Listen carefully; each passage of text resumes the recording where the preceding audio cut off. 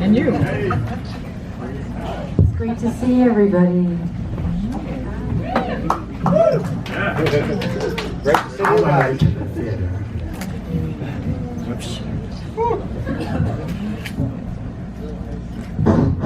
Works. Yes, everybody was very excited to see you guys. That they stayed. They wanted to make sure that they were in the same room with both of you. Well, thank you for a bit late, but thank you very much. But you guys don't mind, right? Well, it's not raining today, but We usually do. What I usually do is do Q&A, question answering. But because I'm sure a lot of you guys probably have questions, we can do it that way. Is that how you prefer? Yeah. So answer it. Yes, sir. Okay. This has to do with Space 1999. I heard there was possibly a third season planned. Was there one, and what happened? there was. And Lou Grade was doing films at the time, and his advertising budget happened to be exactly what Space 99 would have cost for another season. Well, about 2 days before we found out that it wasn't going on the air, we found out it wasn't going on the air. And it literally, we weren't sure for the longest time. And then literally 2 days before they said no, we learned. So we learned it very, very close to the end. Yes, is my answer. Thank you. Mission Impossible was one of the best shows out there and very groundbreaking. Can you tell us something? Can you tell us anything about when they first approached you and what you thought and what your feelings were about it? Well, it's not a question of approaching me. Bruce Geller wrote it as a film. He had seen Rififi and a couple of other French films, and initially we were bad guys and not good guys. But he could not get it made as a movie. He tried and tried and tried. And, so one day, Bruce and Ginny, his wife, and Barbara and I were having dinner, and we decided, I said something about why don't we do it as a television series? He said, it's impossible. So the irony, of course, is I said, hey, write a pilot, let's do it. And Barbara was signed to do the pilot. I wasn't going to do a series that year because I was doing movies. And I guested on the pilot, playing 3 parts. Well, Bill Paley, who owned CBS, said, I won't put the show on without that guy. So I suddenly decided to do a series. And so I had an unusual contract where with 2 weeks notice I could get out at any time during the first season. And I asked not to be put in the main titles. If you notice, everyone else was in the main titles and I was a special guest or a special appearance by Martin Landau. I actually created that billing, but I figured once I was in the main titles I'd have to do all the shows.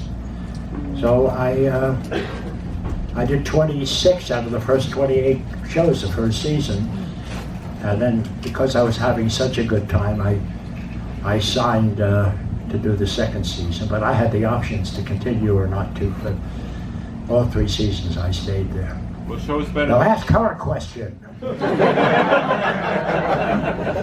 Yes, a question, please. Well, I have one. So, Planet of the Apes. The makeup. What was it like playing that role? Number one, this was based on the earlier Planet of the Apes film. And did you look at that earlier film? And what about the makeup? Was that something too very difficult? Actually, that makeup was the easiest makeup of all the makeups I've I've Really? worn. Yeah, it was the quickest and the most comfortable, if you can believe it.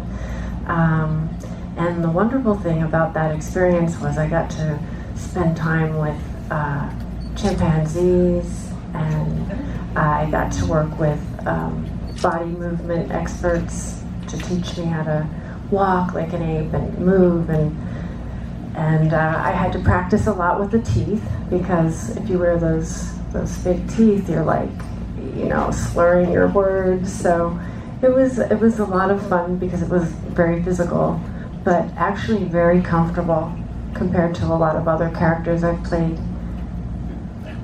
Did you look at the earlier portrayal of, from the original Planet of the Apes films, of that kind of character type? Yeah, I Or love that did movie. you do your own take on it? I made my own, character. I had my own take on it, but I do, remember that from when I was younger. That was really good. It's great. Another question. Can you both talk about Ed Wood a little bit, about the movie, please? Yeah. About your experiences and such? Thanks. You go ahead, Martin. I had the makeup. How many hours? I had to sit for 3 hours in that makeup chair. She had it easy. No, I didn't. I did not. I had 3 hours as well. I know you did. We took a lot of time. That's right. Anyway. Ed Wood was an unusual movie. I don't think anyone outside of Tim Burton would have made that picture. So it was, he was going to do another movie actually with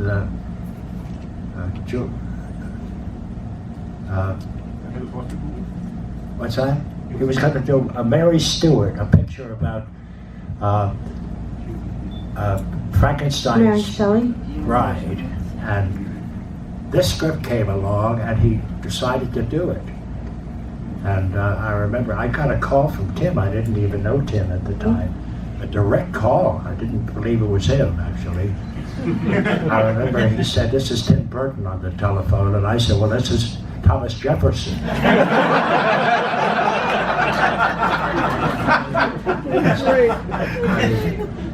Usually other people.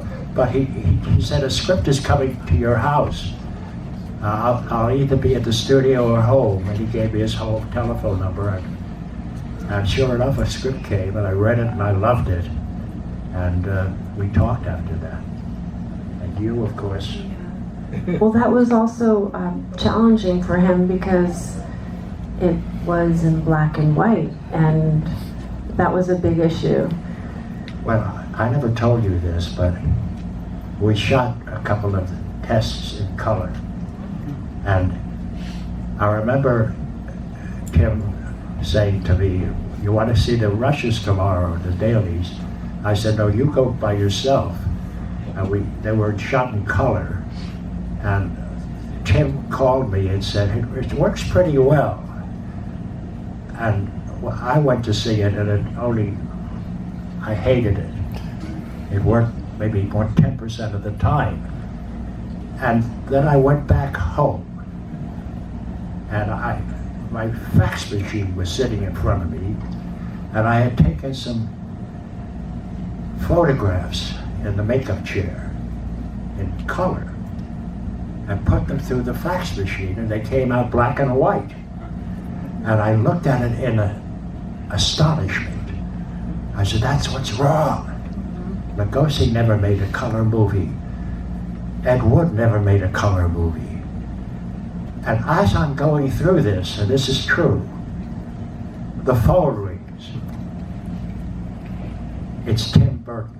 And he says, "I've got a problem." I said, "What's the problem?"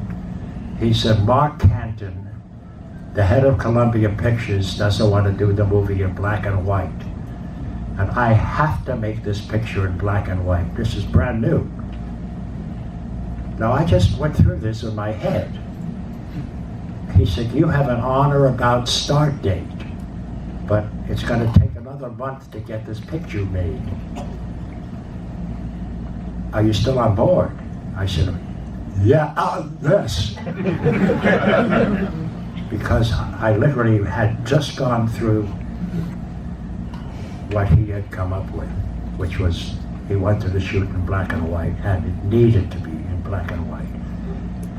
And I said yes, and that's how I learned about it. But you? He asked me if I thought it should be in black and white or color, and I said definitely black and white. Wow. And it wasn't easy for him to have to do it in black and white. I think it was a real fight. Well, he moved into Disney then after that, because Columbia did not want to do it in black and white. So Tim called Disney, and they said, whatever you want to do. And that's why it was going to take another month to prepare to do it in black and white with, different idea in terms of cinematography and so on. Everything. The set decorating and all of that needed to be thought differently. Yes. You, sir. Martin, can you tell us about how you came to get the role in the X-Files movie? Yes. Please. Chris Carter called me after the series had been on television, and he was doing a movie. And he said, I want you in my movie. I said, well, okay. I said, I'm not good at discussing that stuff. He said, the script's coming. You read it and get back to me. And I read it, and there was no part there. It was all exposition. It was a bunch of information. In fact, information that didn't make any sense to me at all. It was stuff designed to get David Duchovny to go out on a wild goose chase and come back and beat me up emotionally because, what the hell are you sending me out for? And I do it again and again in that movie, and that's the whole purpose of that part. Kurtzweiler was his name. Chris said he's got to be paranoid and sane at the same time. I said, that's impossible. I said, if you're crazy, you're not sane. And if you're sane, you're not crazy. So he's got to be both. Enough so to send David out on these wild goose chases. I said, there's no part there. It's just a bunch of information. He said, I know. That's why you have to do it for me, because I don't know anyone else who can. I swear to God, this is a conversation. I said, well, I'm going to take it on as a challenge. Call my agent. And I took it on as a challenge to make this guy, everything I just said, was a crazy person who was busy looking over his shoulder continually, and someone who was clear about things, but couldn't be entirely. And David would fall victim to my craziness. And burst, I wasn't even sure that he died in the end in the trunk of the car, because it didn't really have a conclusion. On top of everything else, it was fragments it was one of the hardest things I've ever done while I was breaking it down to play it, because there was no character there. It was just a bunch of information. You made it brilliant. Well, thank you. I tried.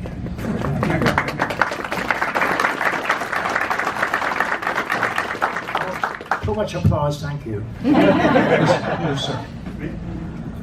One standing. What was your first thought when you first heard about Space 1999? When I first heard what? About Space 1999, what was your reaction? Your first thought. Well, Joey Anderson and a bunch of other suits came to my house in Los Angeles and asked me to do the series. It was after Star Trek had been canceled and before Star Wars. And I really felt that space and science fiction was a wonderful platform to say things that you couldn't say in contemporary stuff.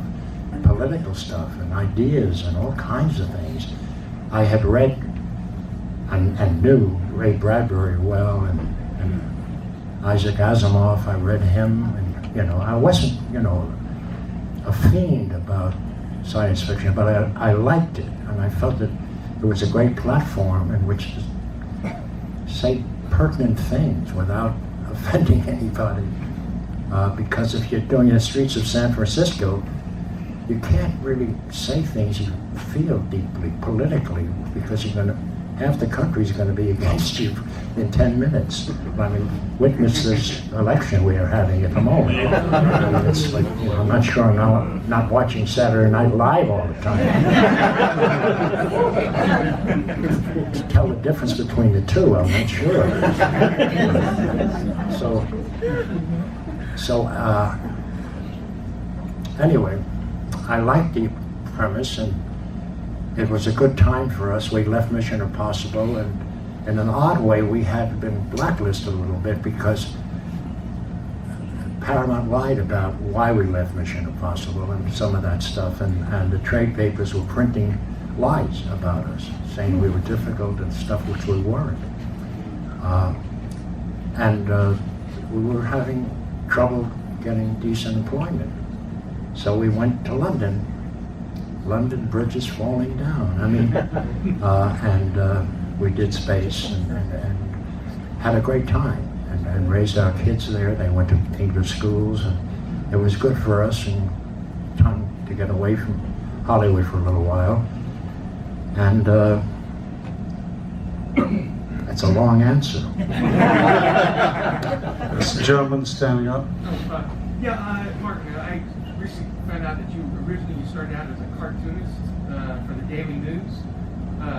And when did you decide that cartooning wasn't going to be your line of work? Well, I'll tell you.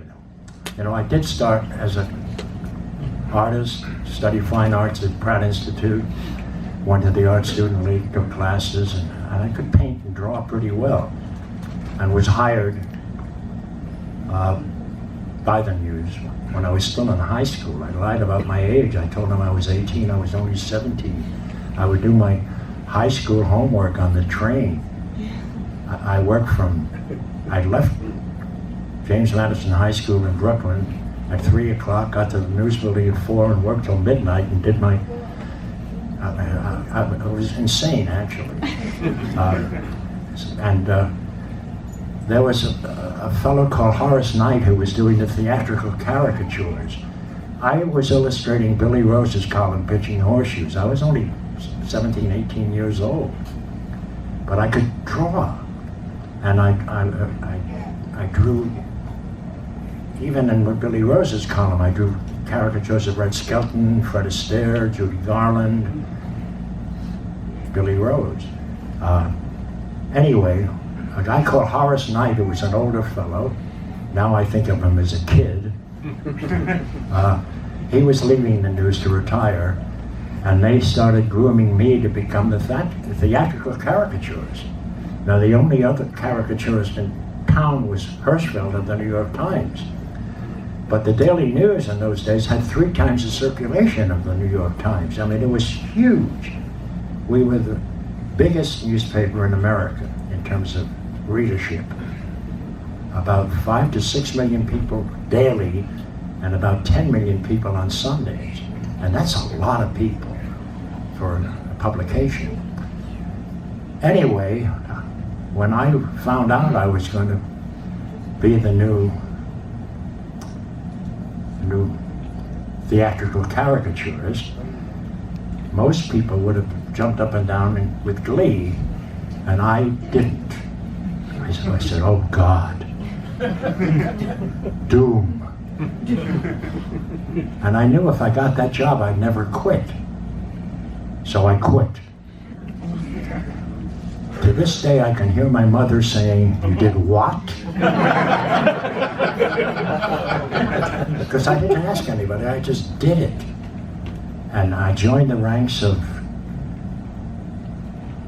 lots of out-of-work New York actors. I went away to summer stock without any training to speak of, did 12 shows in 13 weeks. I sang, I danced, I played the Bob Hope role in Roberta. I did, a lot of white shoe polish in my hair. I came back and started to study seriously, and worked with Kurt Conway, who was married to an obscure actress at that time called Kim Stanley, who became a huge Broadway actress, and Geraldine Page and those people.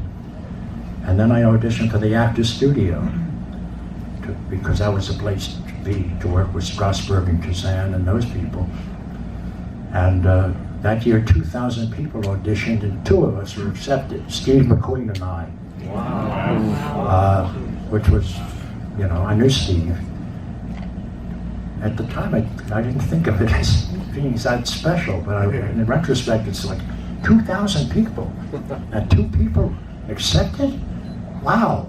You know, that's me now saying that. At the time, I was stupid. Ask her some questions. It's okay. No, actually, I have one. Vampira, the role you played in Ed Wood.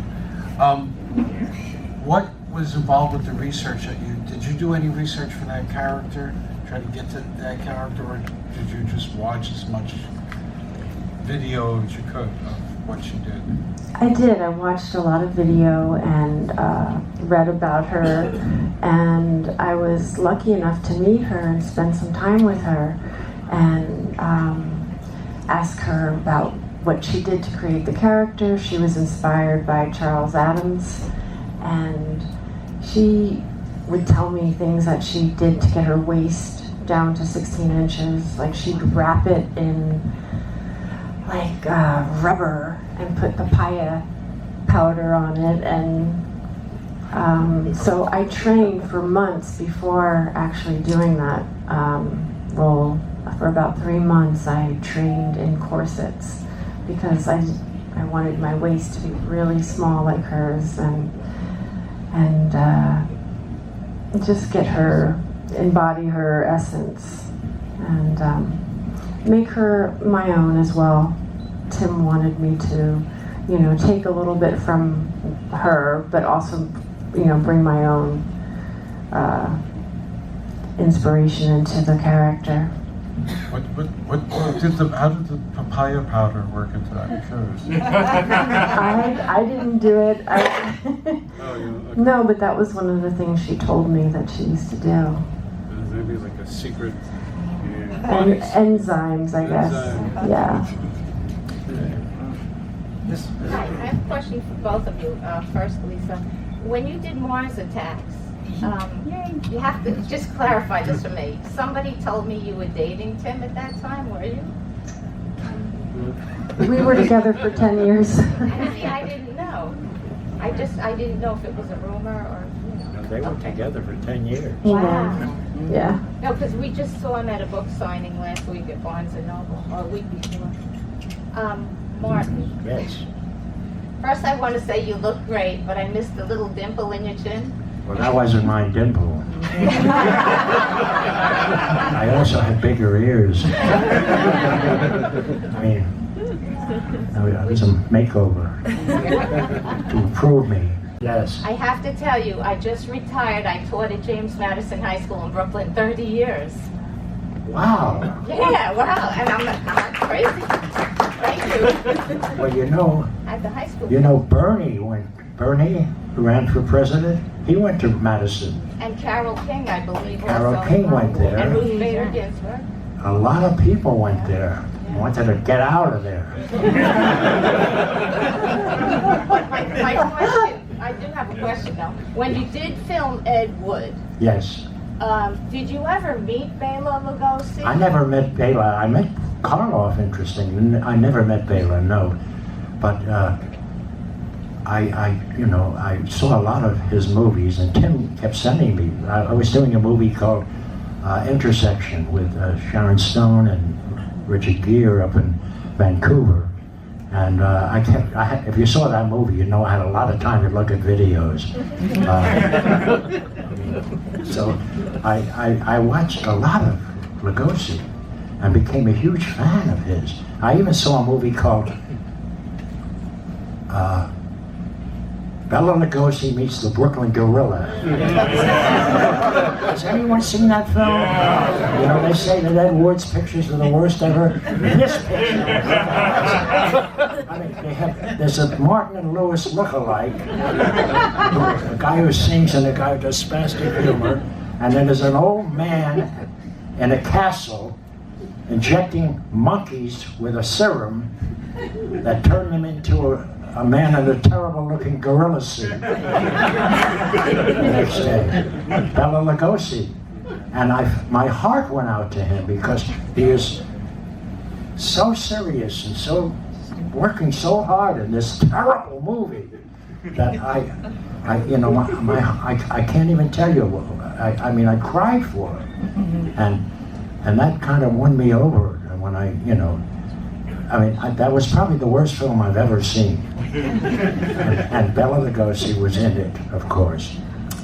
And so I watched a lot of Lugosi, and I looked at the differences between us and started, the physical differences between us and the behavioral differences and the accent. I went to Samuel French to get dialect tapes, which they didn't have, so I bought Hungarian language.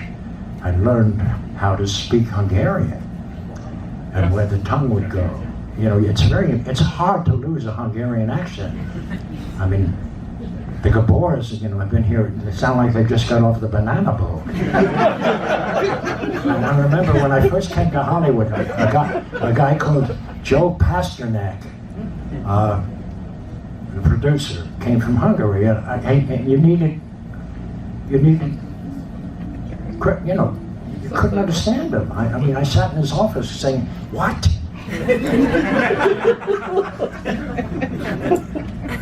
You needed Subtitles. Yes, you needed those. I mean, underneath him. Because I literally did not understand a thing he said to me.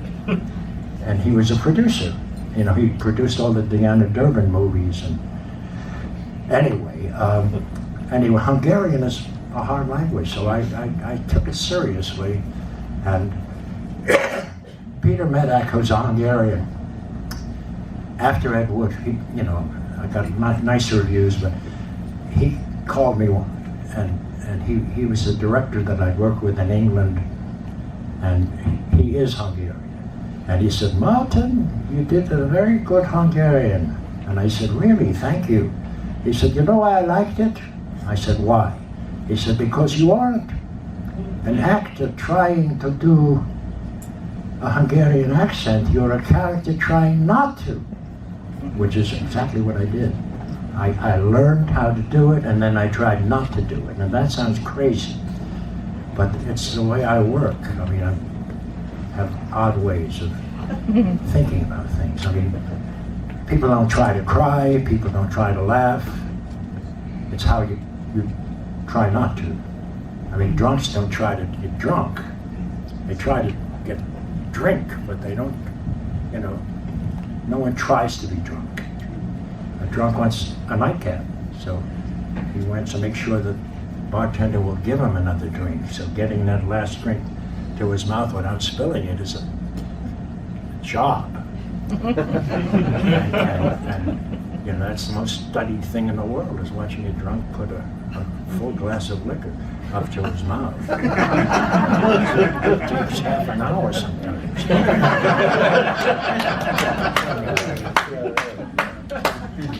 So anyway, but that was probably the best review I've ever gotten, because it was very astute and correct. Because I wasn't trying to do a Hungarian accent. I was trying not to. And that role won you an Academy Award, too. Just luck. We have quite a time for a few more. Just a man waving his hand. Yes, sir. Thank you. Mr. Landau, you made a very strong impression in 1959. You have to speak up a little louder. You made a very strong impression in 1959 in Alfred Hitchcock's North by Northwest. Yes.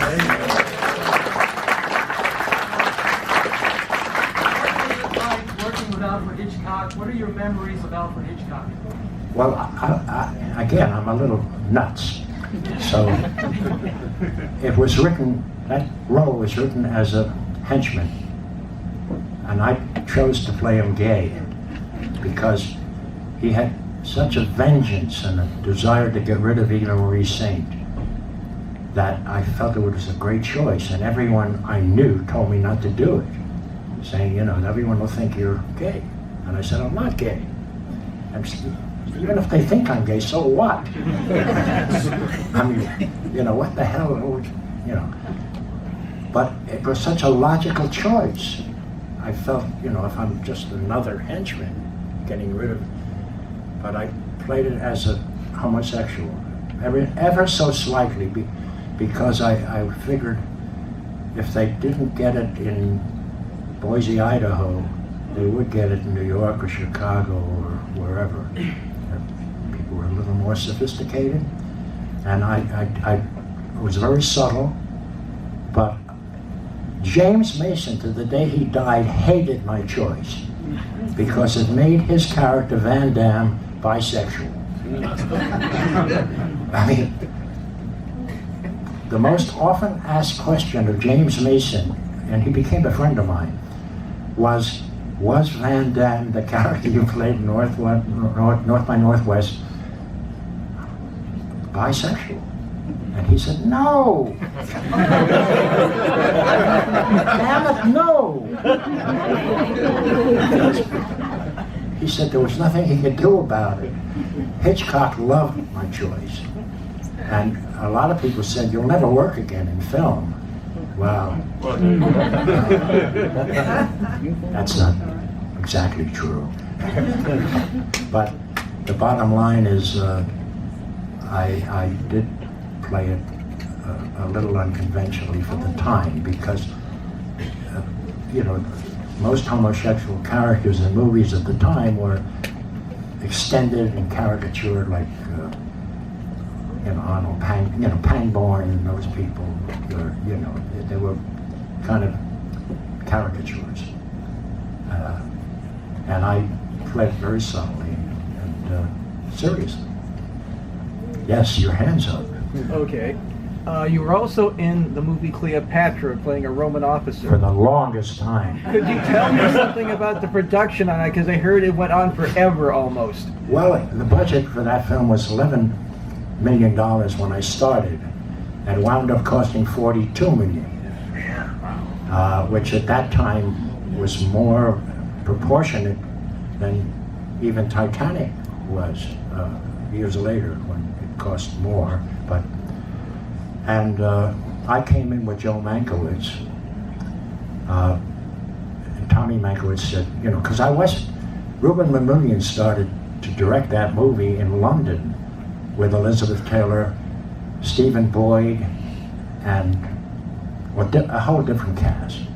And then the rains came and Elizabeth became ill and nearly died, and pneumonia, I mean, it was awful. And then 20th Century Fox had Joe Mankiewicz rewrite the script, but he didn't finish it. And Joe Mankiewicz's son, Tommy Mankiewicz, told me that he came home from Yale and was watching television one night with his father when I appeared on a show playing a Mexican or something. And something that I would never get cast in today because it would be politically incorrect.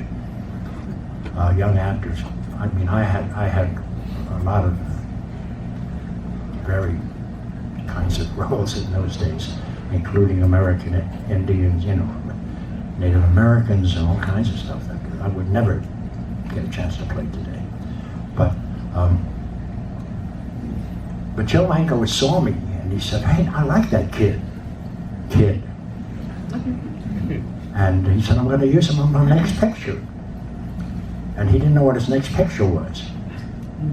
Well, Mamoulian falls out of Cleopatra. Joe Mankiewicz is hired for it and never forgot what he said to Tommy. I get a call And someone says, "You know Joe Mankiewicz?" I said, "No, why? I know who he is. He did, All About Eve, and won the Oscar, and led the Three Wives, and he just recently directed Julius Caesar with Marlon Brando and the whole." I said, "Yeah, I know a lot about him." He said, "Well, he seems to know you." And I said, "Wow, that's great." He says, "He wants to see you at 20th Century Fox." And I went to see him, and he greeted me as if I was part of his family. And next thing I know, I'm in that movie, playing Rufio, who was Caesar's general and best friend, and Antony's general and best friend, and almost conscience. And of course, Zanuck took over the studio, and my 10 best scenes were cut out of the movie entirely, which they weren't about to cut Elizabeth, Richard, or Rex Harrison. So I got it. I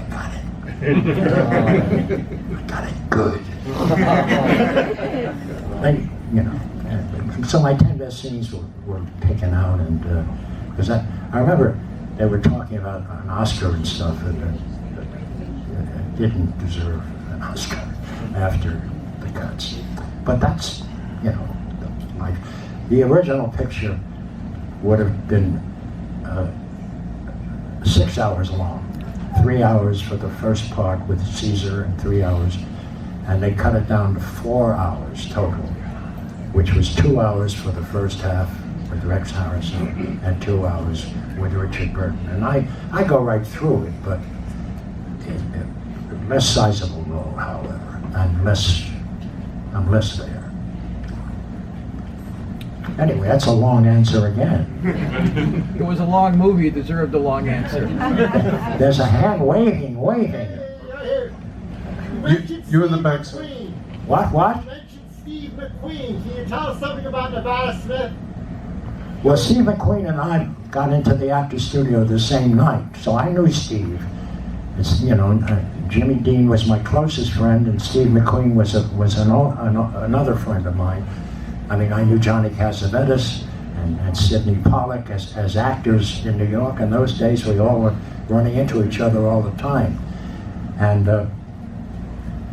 before I did Nevada Smith, I did Wanted Dead or Alive with Steve McQueen, playing an elephant trainer, a German elephant trainer. That's right,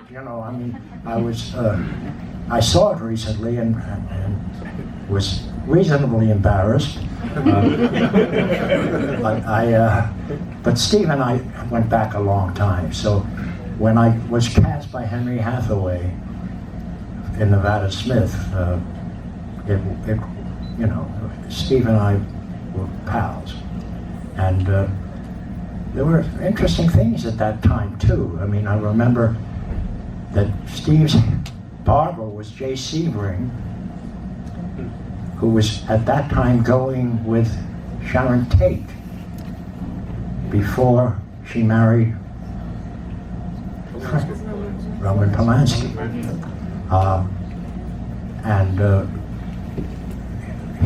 He became my barber too, because I got to know him. And anyway, there were lots of things that kind of connected to each other, and I find that life does that. There are times when you don't see people for this lovely lady. I mean, I saw her a lot in the days we were working together, and I don't see her enough. And I mean that because she's terrific. And in those days, we see each other much more often because we were working in the same movie. And she was hot.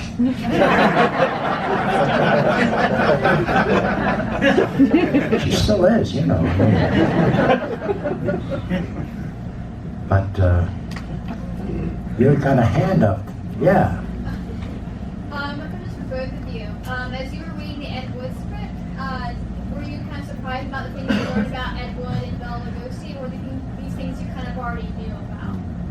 I didn't understand a word you said. As you were reading the Ed Wood script, Yes. Did that were in the script about Ed Wood and Bela Lugosi, or were you kind of surprised as you were reading? No, I read it and learned a lot. There were a lot of people who loved watching Ed Wood movies. You know, Tim being one. Tim, who lived in Burbank as a kid, you know, he loved Vincent Price and he loved Ed Wood. He loved those movies. He loved the fact that these pictures were being made. And as I read, I did a lot of research and became pretty clear about things. And the only one who would hire Lugosi towards the end of his life was Ed Wood. You know, it was kind of sad. But yes, and I think Johnny was wonderful. Lisa was wonderful. I mean, oh, trying to tell us something? I think they are. I think there's somebody else coming in. Anyway, that was our last question. I actually See that? No, I actually had a personal question to ask Martin, which you probably can't answer. I love Mission Impossible, and did you ever have a favorite episode of the ones that you did? Or there were two? Well, no, it's hard to say that. There were, our first year we did some really good scripts and very inventive motion pictures, really. It's hard to pick one. On Space 1999, I probably could answer it.